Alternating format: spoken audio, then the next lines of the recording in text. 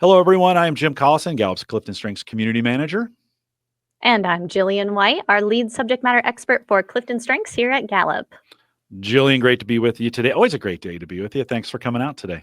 Why, thank you. It's always a great day to be with you, Jim. We are talking about partnerships today, empowering stronger partnerships and collaboration. Never a boring topic because everybody wants to collaborate. Everybody needs those partnerships. Jillian, talk to us a little bit about that. Why are strong partnerships and collaboration important in this thing we're calling the future of work? Yeah, Jim, I see two connections with why partnership and collaboration are so important right now. The first thing is the future of work is demanding it. You and I just did a conversation and connection around what the future of work is looking like. And we know we can expect that agile teaming is going to be a part of it. We have more diverse talent that's working together in more gig-like ways, often in a hybrid environment. And so we have to find ways to collaborate and partner well.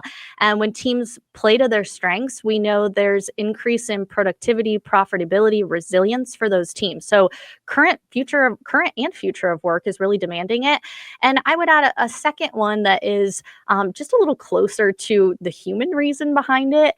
And that is when we look at our data, 20% of global workers are chronically lonely. And when I think about the role that partnership and collaboration plays, look at things like our Q12 data, all of our science around what creates high performing teams. We know a part of high performing teams is that they have a best friend at work. And that's something that not only helps us perform well, feel connected to our companies, but it's something that actually contributes to our overall well being, our social well being, and helps employees thrive in life. So we've got an opportunity to help people collaborate in team for the future of work, but also for, I'm going to say, the good of humanity, Jim. Yeah. Let me ask you a question, maybe a little off script on this one, but as we thought about the collaboration that we had before all this explosion of hybrid, what do you think we struggled with it as much then as we do now? In other words, is collaboration a human problem that's Mm. always there that we just always need to be working on? Or do we have some opportunities in the workplace to maximize it in some way? Not all workplaces are looking or acting the same, so maybe one tool doesn't fit all problems. But I don't know. Any thoughts as we think about Yeah, it's a collaboration as great. maybe a human condition, right?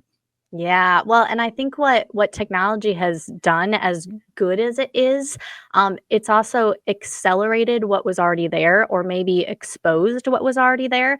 We've been tracking loneliness for a while. We know it's been a growing epidemic, but think about even our early millennial research that we were doing. We found incredibly digitally connected group, but very limited of social connection and opportunities for that, right? And so we know there's been opportunities for helping to build greater partnership and collaboration, but I think with becoming a more digital world, with working more hybrid and all of these things, it's actually just making that pop even more and making it a bit harder. You have to be much more intentional in this world to have that collaboration and connection.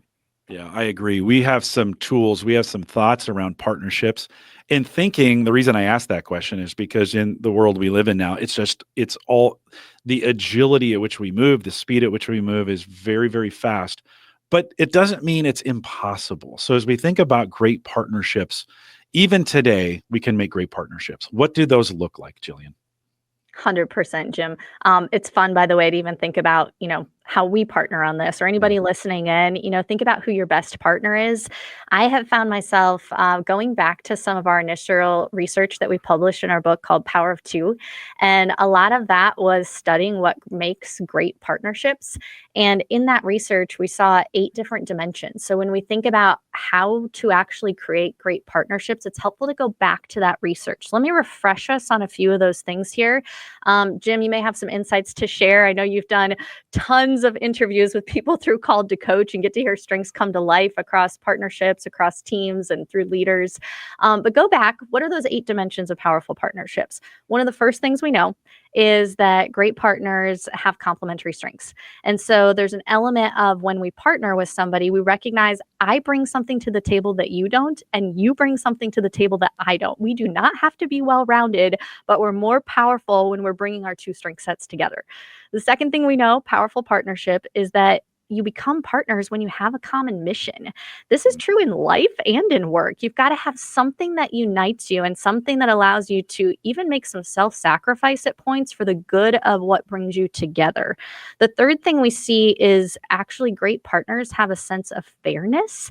This doesn't mean, it almost feels like you're going back to, the playground in grade school, right? And it doesn't mean that you're necessarily doing things 50-50, but that you're giving credit to where someone is doing the work and there's that overall sense of fairness.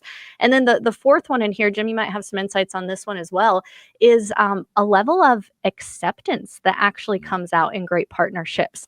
And what we mean by that is an understanding that we are human and that I can't actually be all things to somebody. And so when we partner together, I actually understand there's things you might not be good at and there's things you are good at. And how do I accept that and work with that? Jim, I would imagine you've seen some of that Yeah. across the interviews you've done over time. Yeah.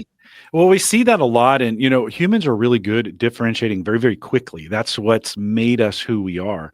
And I think adding the strengths, we're going to talk more about this here in a little bit, but adding strengths into that, this understanding of, oh, wait a minute, there are some great things about you. In the past, we wanted to find the bad things because that helped us survive.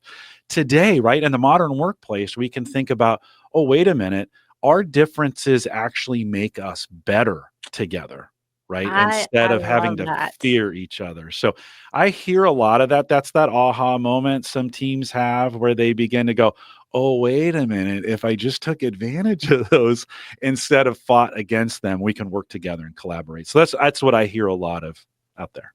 100%. I think Yeah. I think there's sometimes a misnomer out there that a strengths-based approach means, everybody gets a individual trophy. But in reality, I think it's reminding us that it takes a dose of humility because we say we can't be everything and we actually need other people to help balance us out. Yeah. And then Yeah. just going back to those dimensions, the final four that are on there, trust. Obviously, a huge component of powerful partnerships. I think back to, one of our engagement drivers of high performing teams is that people feel like their coworkers are committed to doing quality work. And I remember our researchers actually talking about this as an indicator of trust on teams. Because imagine that in a partnership, if I know that I can trust the quality of work that you're doing, we work in a much more agile way together. We can pass that baton faster. We're much more efficient. We're much more effective as partnerships. And then final things around this, great partnerships have good communication. Got to keep those lines open, understand where people are coming from, address any misunderstandings. And then the final two elements that popped out in the research are so human. It almost sounds funny talking about these in a business context, but it just shows that businesses are made up of humans. And those final two elements of powerful partnership are forgiveness and unselfishness. So go back to being human. There's going to be moments in partnership where we mess up and we've got to be able to forgive and be able to move forward. And then finally, that unselfishness element, I went back and looked at the research on this today. And what I love behind this is the research shows when you've got a great partnership, you're actually just as excited when your partner succeeds as when you succeed yourself. And we actually find that can bring a great sense of fulfillment to both partners when they have that level of partnership. So even as you're listening to this, I find myself being like, I want more great partnerships. Doesn't that sound awesome? Yeah, when they work, they are magical, and I just Yeah. think about it, even in my role here and what I'm doing with social media, the more I can make other people a big deal, the better it is, right? And so that's my value proposition in these partnerships. When we think about bringing in strengths then to this, I mean, it's great that we say all these things, but what are some tools we can use to actually help with this? We have a few of those. We Jillian, do. why don't you highlight them? Yeah, and Jim, I was thinking about this. I was just with a leadership team of a client a couple weeks ago, here in Chicago, where I'm based out of. It was their North America leadership team's huge organization, over 700,000 employees around the world, and they had this team coming together for the first time. And so this was a very real challenge for them to say, how do we quickly assimilate this team and know how to partner together well? One of the most simple and effective exercises, I led this in the room with them, was using the bring need framework. And that was simply saying, what does each person bring to this team based on how they're wired, who they are, what their strengths are? and what do they need from this team to be set up to do their best work. So that's actually the conversation we had in the room. And if you go back to what we are working on as part of my role as our lead subject matter expert for our Clifton Strengths work within Gallup, we're doing a lot of work with our technology, taking what we're hearing from our clients and using that to create really practical tools to help people. And one of the things, in fact, at last year's summit, Jim, we got to introduce and see our CEO on the stage, John Clifton, showing one of our new Gallup Access tools that's a result of some of those tangible things we're trying to provide people.